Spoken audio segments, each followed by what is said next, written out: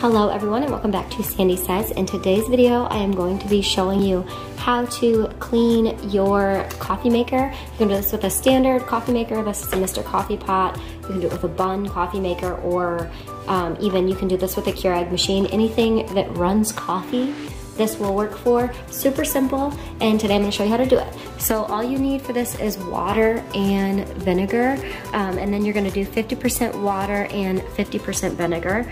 I have a small pot, so for me that's only 2.5 cups of water and then 2.5 cups of vinegar.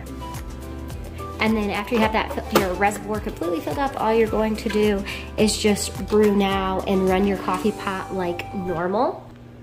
This will make your kitchen smell like vinegar, and it does take the normal amount of time that it does to brew a cup of coffee.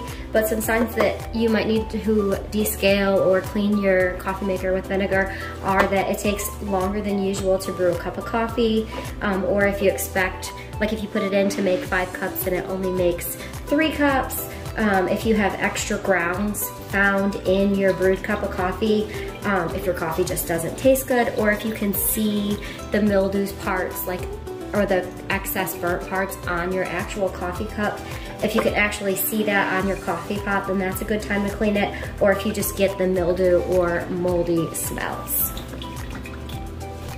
Again, this channel is Sandy Says, and if you're new here, please hit the subscribe button down below. Usually I make videos around toy reviews and toy tutorials, baby gear, baby strollers, but on Tuesdays we make videos pertaining to running a household. So how to do things around your house, how to clean things like that. So if you're new and you're interested in that sort of thing, hit the subscribe button. Also, if you're a stay-at-home mom, I have an entire channel dedicated to how to grow a YouTube channel and build a business online from home with your babies. So if that's something you're interested in, click up above here and be sure to subscribe to that as well.